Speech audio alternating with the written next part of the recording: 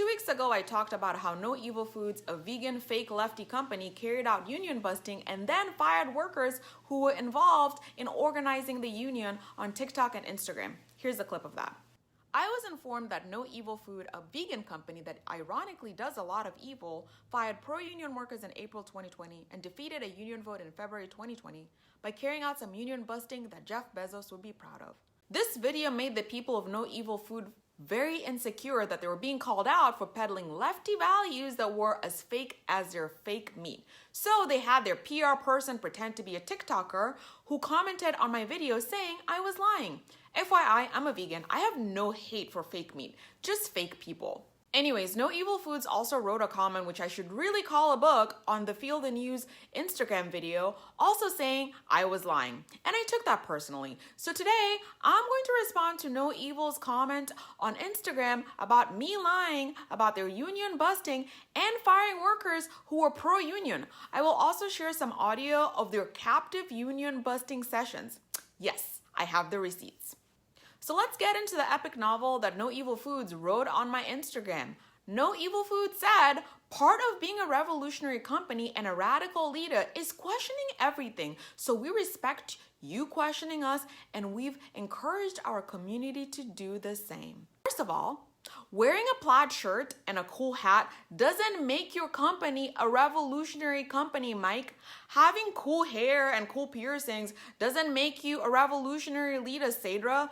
Just so you know, Mike and Saidra are the co-founders of No Evil Foods. They are also capitalists that think being a lefty is all about vibes and not praxis. Naming your vegan sausage El Zapatista doesn't make you revolutionary. You know what makes you revolutionary? Not being a capitalist who exploits labor. That's what makes you revolutionary. So why don't you both go wear suits already and stop trying to trick people with your undercover punk look? By the way, No Evil Foods had to change the name of their chorizo from El Zapatista to El Capitan because a Zapatista organization called them out for union busting. So take that with your lying ass, Mike and Saidra. Sorry, I said I took this personally. Let's get back to the Instagram comment. No Evil Foods said, No Evil Foods did not fire workers for hazard pay or being interested in a union. Okay, No Evil Foods. Well, then why don't you tell us why the National Labor Relations Board found that you, in fact, did fire 2 union organizers for organizing? Are they also lying like me? Why did you have to pony up $40,000 after the NLRB found that you actually targeted workers for organizing? Are y'all just giving out free money out here? If so, hit me up. Back to the Instagram comment. No Evil Food said, we believe in the rights of workers to collectively organize. Excuse me while I laugh really, really hard. Ha ha ha. Is that why you held workers in captive anti-union meetings and said things like this? Quite frankly, things that I've heard in this facility in the last 2 weeks and the atmosphere that it's creating is not the values of this company. And this union and unionization in general seems to perpetuate values and behaviors that I do not want to be a part of our culture.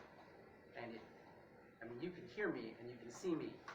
It upsets me, it scares me, it worries me. And that's what I see when I hear these stories, is a systemic concern around the behavior that is perpetuated in unions. What values are you talking about? Are you scared the union is going to destroy your values of capitalist exploitation and picking profit over labor? Ooh, I get it, my bad. Let's hear more about what No Evil Foods thinks of unions. This union in Tar Heel, it isn't going to make this place turn profitable. In fact, if they keep us from being successful, all they do is create new opportunities for Smithfield and the 3,400 meat cutters in Tar Heel that they represent to put animal meat products into stores instead of our plant meat products. Ooh, now you're saying if you unionize, you're not a good vegan? That is some white vegan bullshit. Also, unions want companies to profit. They just don't want companies to do it at the expense of the workers, which is something a revolutionary company would know. No Evil Foods said the workers were presented with and heard all sides of the issue. In the end, our employees of our small, fast-growing company voted the union down. Both sides, you say. Here's the audio of Saidra, the co-founder, presenting both sides. Then there's this op-ed piece in the Chicago Tribune by Tanya Exum, who is a union member in Chicago, who faced years of sexual harassment while working at a Ford stamping plant. In addition to doing nothing to help her, Exum's union, the United Auto Workers, berated her for tattling on her union brother and discouraged her from reporting harassment by saying it wasn't sexual harassment if it only happened once. Even when Exum's harasser, a union representative, ran her off the road, slashed her tires, and came to her home, the UAW still refused to pursue any discipline against him. Ultimately, Exum joined 30 other women in a lawsuit to expose their mistreatment at Ford and the culpability of their union in allowing it to happen. Of all the things that I've talked about today, this may be the issue that concerns me the most. Because at No Evil Foods, we take our commitment to preventing harassment and discrimination really seriously. That is not part of our culture. We do not tolerate it. And it has no place here. If someone's accused of harassment and an investigation confirms the misconduct, then we're going to terminate that person. We've done it before. We will do it again. And I'm horrified at the thought that a union that's supposed to represent all of you, including anyone who is subject to harassment, might fight to put that person back to work. And maybe they wouldn't. I mean, they do have the right not to process a grievance, and they definitely have a history of abandoning cases along with their members' wishes.